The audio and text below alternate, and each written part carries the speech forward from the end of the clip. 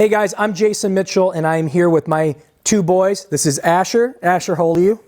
9. 9? And I'm here with Brecky boy. Brecky, how old are you? 5. All right. And we're here today because I'm with my boys. We're having a great time. But I want to introduce a new video that is now going to hit the internet about the housing crisis we're going through right now and how middle-class Americans are getting pushed around in the market. And we have a major, major housing crisis going on, and we need to fix it. So we're going to come up with solutions, but I want to introduce my two studs right here, Asher and my boy Brecky. And now Brecky's going to get back to playing, what is this, Roblox?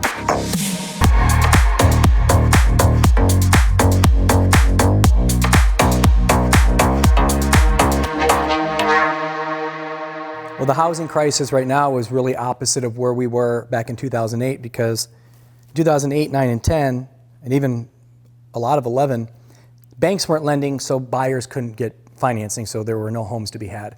So many foreclosures, everything going on, and there's a reverse housing crisis going on right now in the market because people that need home ownership to build wealth, first-time home buyers, veterans, FHA buyers, they need home ownership. That's how they build wealth. The problem we're seeing right now is that because for 6 years in our country, banks weren't financing builders because of the Great Recession, there was basically no inventory build for a country of 330 million people. And so what COVID did is it took that lack of supply and narrowed the gap so much to where anybody that was considering buying a home, that had the means to buy a home, a second home, an investment property, because rates were already low, yielding around 4%, they dropped to 1.875, 2%, 2.5%. It just escalated everybody saying, well, I don't really care what I'm paying for the price of the home, I want the rate. And that just ate up what was left of supply, and there was no supply coming out because not only are, from a builder perspective, but also from a foreclosure perspective, because foreclosures have been halted for over a year. So there's basically no supply out there. And what happens is this, is that these borrowers that we need to put in houses, they can't buy because of 8, 9, 10 offers in the marketplace. They're competing against cash. They're competing against 30, 40, 50% down, people waiving appraisal contingencies, people like doing anything they can to get a house where these people can't because they can't make up the gap from an appraisal difference. And here's the real problem.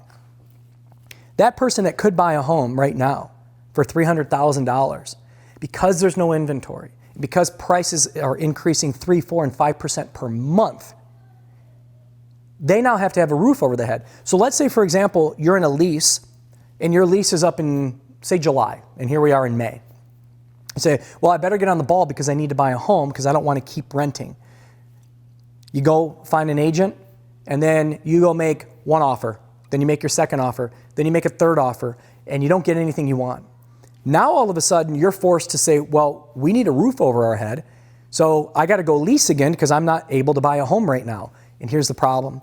That home that is $300,000 now, next year becomes $360,000, $375,000, and now they can't buy. Another problem is that people that are renting, because pricing continues to go up and up and up, the rents are going up and up and up. So now, from an affordability index standpoint between rentals and purchase price, if you want to rent or need to rent what was $1,500 2 years ago, that's now $2,300, $2,400. Now you can't afford to even live in the community that your kids have been going to school.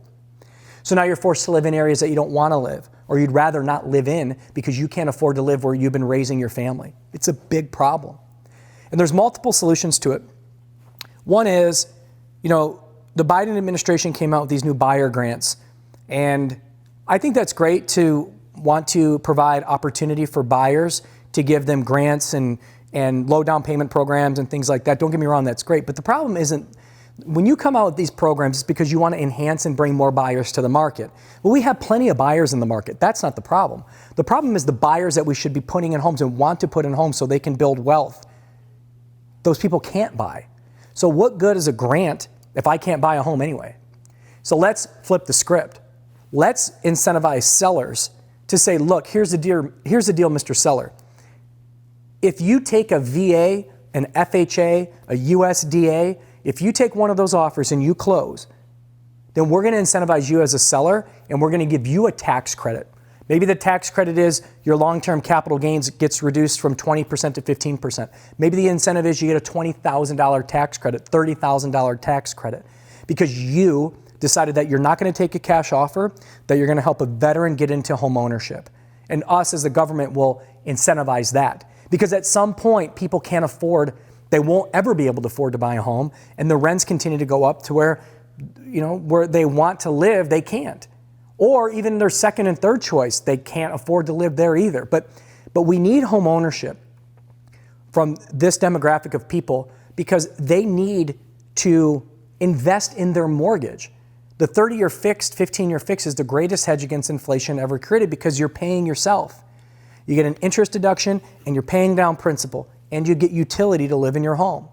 And as prices are supposed to go up 4 to 6% per year, in 10 years, that home that you paid $300 for, it's worth $425, and you've paid down 60 grand, 70 grand in principal, you owe $220, there's your wealth. But at some point, we're continuing to price these people out of the market. So why not have some seller incentives?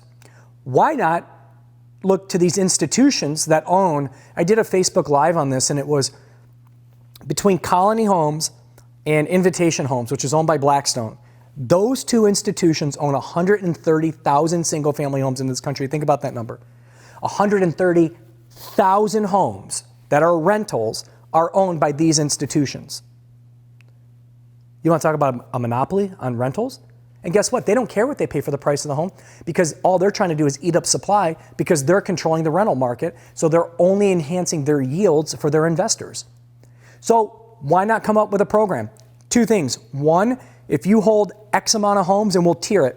So from 0 to 5,000, if you own more than 1,000 homes, up to 5,000 homes, there's this tax. If you own 5,000 to 25,000, there's this tax.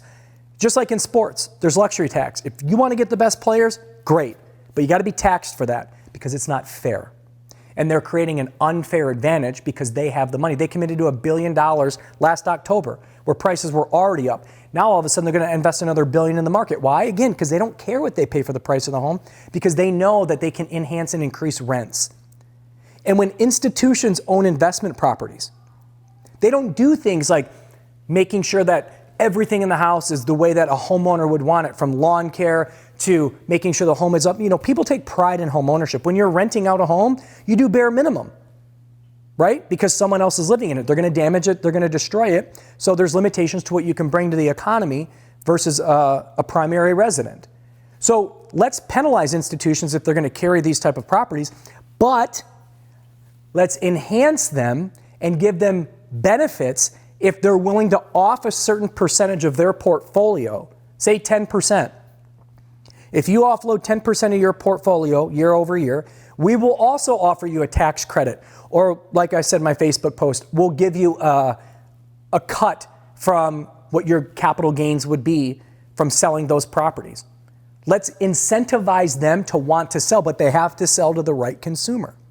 So if these institutions are willing to sell to veterans, first-time home buyers, FHA buyers, we're going to reward you for that. But that'll entice them to want to sell some of their portfolio because they can make up for that. So that's another suggestion. And the last one is that the government has to release these foreclosures. They think they're doing people a favor by not allowing them to foreclose. It's been 14 months since COVID hit. If you haven't made a mortgage payment in 14 months, unfortunately, you're out. Like I get personally, when COVID hit, the world shut down. You need a month relief, great. 2 months relief, great. 3 months, okay.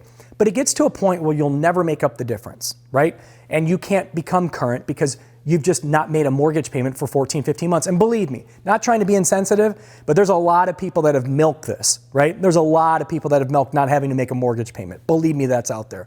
Well, all you're doing is delaying the inevitable, but here's the problem with the inevitable.